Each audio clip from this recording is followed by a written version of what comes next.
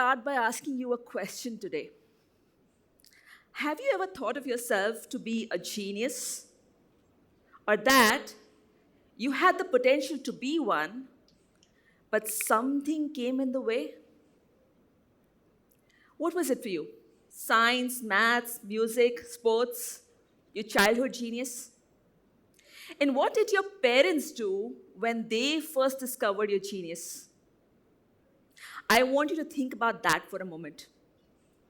When I was 10, I broke my right hand.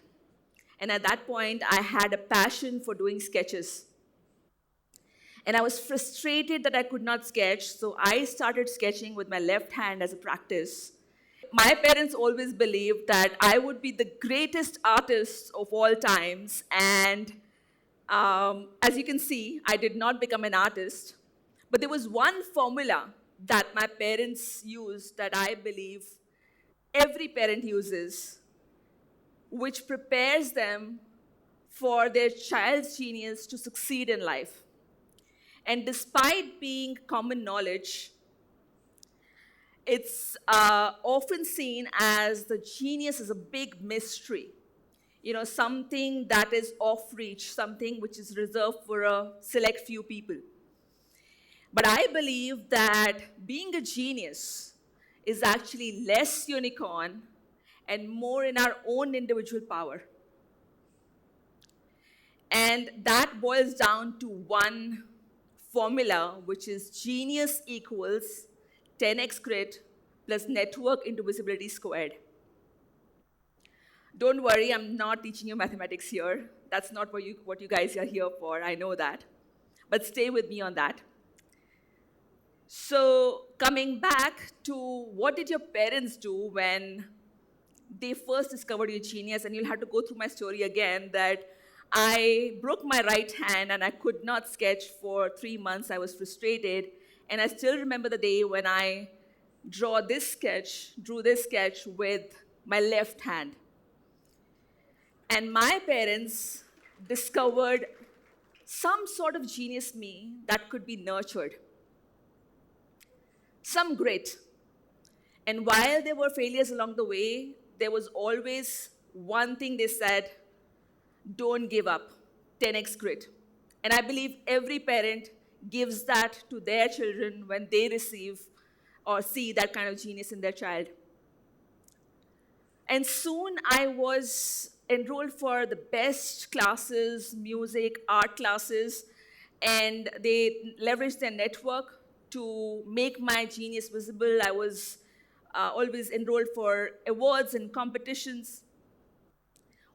So what they were really doing was they were elevating their network to nurture my genius. What else do parents do when they first discover their genius in their child? They brag about you. They make sure that everyone knows you've got talent and you're not hiding. I remember that I had a wall of fame, which was a pink wall in my room, which my sister hated, which had the sketches. And everyone who was invited at home, visitors, friends, they would get to see how amazing an artist I was. And I think you guys might remember something like that, that your parents might have invited some visitors to your sport game or a music game or something like that. What they were really doing at that point in time was actually they were building your visibility for your talent, and they were celebrating your genius. And I believe that if you have kids today, you're doing the exact same things for your kids and telling them, embrace your genius, elevate your network, and celebrate small victories. The formula. It's the slides which is showing it like that, but I hope you get the point. So I want to share 3 stories with you. 3 familiar stories that you guys already know. No big deal. My first story is about earning the label. Now, most of you might know Edison, Thomas Edison, the famous inventor and the genius as we know him.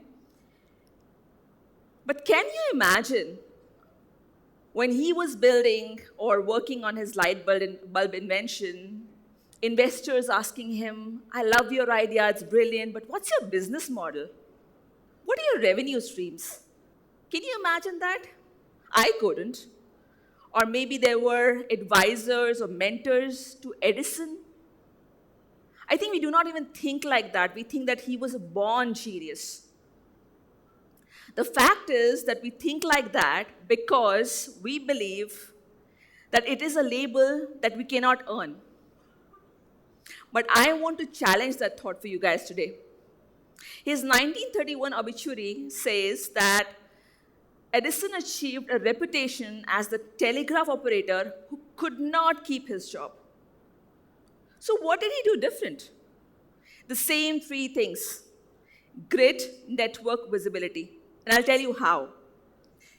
So it's famously known that Edison had done 1,000 unsuccessful attempts at building the light bulb, so 10x grit, as we all know. But what most people do not know is what happened at the Menlo Park, the Edison lab. You will see 200 plus engineers, innovators, thinkers working together under a shared vision to illuminate the world. You will also see strategic collaborations that Edison had to do to commercialize and industrialize his innovations. You will also see that he struggled for support to build the electricity infrastructure, without which a light bulb was useless.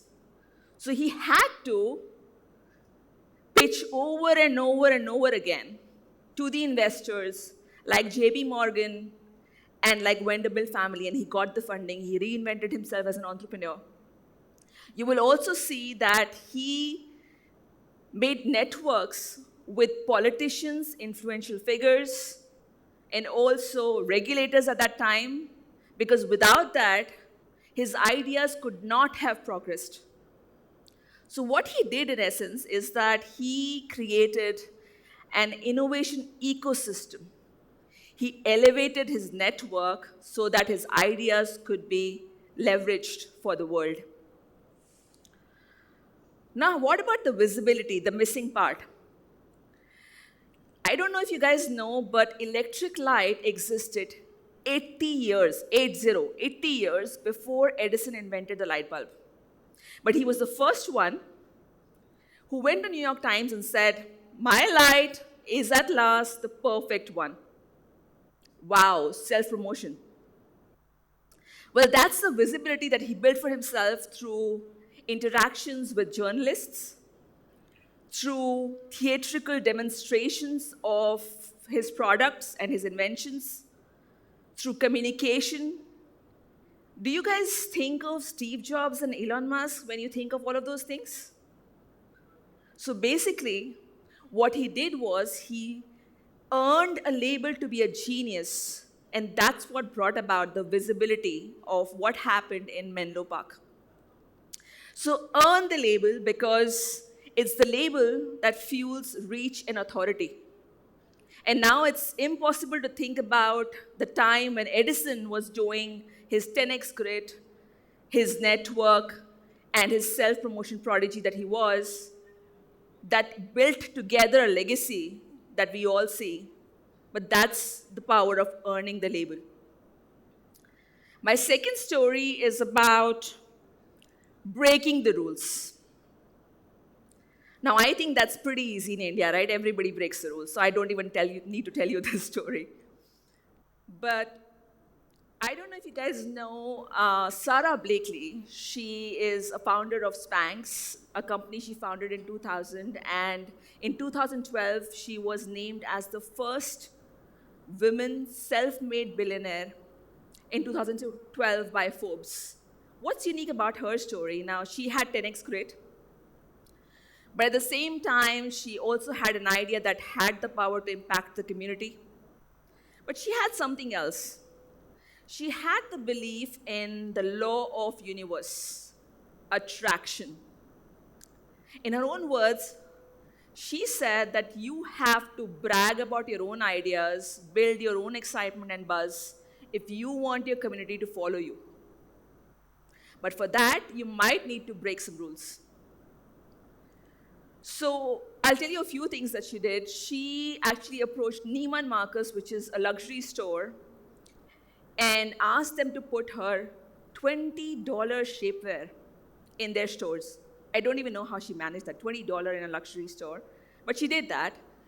And then she asked her friends and family, and she even paid people to go and buy her own product to show to people that she had a huge demand. In fact, she bought up to $100,000 worth of stock herself, that to show the perception that she had great product. Another interesting thing that she did was she put a red Spanx box on every cash register in Neiman Marcus stores without the approval of the staff. So they did not know, she just went and kept it, and that increased the sales of Neiman Marcus, and the staff got to know, but they still let it go because they were making so much more revenue from that $20 item in a luxury store than anything else that was selling. So that's the power of breaking the rules. And she also knew that if she had to be visible on a global scale, she has to move with the big guns. So she sent a box of her package, a box of her products to Oprah Winfrey on her show for Oprah herself to try her products. Now that's a bold move. But she got featured on Oprah's show as her favorite things, and soon Spanx was a household name, and eventually she appeared on Richard Branson's show as the rebel billionaire. So break the rules when they limit you rather than they enable you. My third story is about the forgotten genius. I have been researching recently for a book that I authored, and I came across an article which says, what separates the best CEOs from the rest? And as part of that research, as part of that article, the first question that is there in this article, it is, who is the greatest athletes of all times? And if you're like me, I believe the answers you would get is Michael Jordan, Serena Williams, Usain Bolt, all the iconic names that we can all think of. But when McKinsey did the analytics, the name they got to was Ashton Eaton. Now, I don't know how many of you know that name. I didn't. He's a 3 times world record holder in decathlon, and he has won 4 world championships, and yet no one knows about him. Why? I think the answer is pretty clear. The players who invested in their brand image as much as they invested in their play, they were the ones who are known as the greatest athletes of all times, the geniuses of their crafts. And unfortunately, Ashton is the forgotten genius. And I work with hundreds of entrepreneurs and innovators around the world, and I have seen impactful innovations often go unnoticed, up to 90% of the times, simply because they forget to earn the label, they shy away from breaking the rules, and they land on the side of the forgotten genius. Now, we cannot argue with data, so we all believe in data these days. So there's a recent study that says that on an average, unicorn CEOs that are active on social media, they earn up to 20% more cash and raise 20% more funding than their less followed peers. There's another very interesting data that I want to get to you. In 1960s, Stanley Milgram, he did an experiment called the Small World Experiment. And as part of the experiment, people were supposed to send letters to a person who they knew on first name basis. But the rule was that they could not send that letter directly. They had to use their network to send the letters. And as it turned out, in every case, it was the maximum of 6 people in a chain that made that letter reach the final target. Now, what does that mean for you? It means for you that if you have an idea with which you want to impact the world and reach someone you do not know right now, all you have to do is find those 6 people in that chain. There's another very interesting statistic which says each person has about 150 people in their network, social network, which is known as the Dunbar's number, your friends, family, professional network. Now, I live in Switzerland. My Dunbar's number is very low. I meet more cows than humans. But what if we connected the two theories that I just talked about and saw the impact of an idea that is being shared here today? What will happen to that? So there are about 400 people in this room today. And if each one of you shared one compelling idea to only 1/3 of your Dunbar's number, which is 50 people, and those 50 shared it with another 50, another 50, 6 times over, using the 6-degree separation rule, the impact of that idea is 6.25 billion people. And now that's 77% of the world population. The power of network into visibility squared. A bit of maths back, but that's what it is. Now, if there's one thing I want to leave you with, which is this formula, genius equals 10x grit plus network into visibility squared, I believe that legacy of a genius is not the idea itself. It is, in fact, how a genius or a person is able to convert that idea into a movement. And the label genius is not reserved for a select few. Each one of you sitting here has that power and has that impactful idea. So go share it and take that action. I don't want you guys to believe me on anything I said. All I want you to do is experience this for yourself and share your genius. Thank you.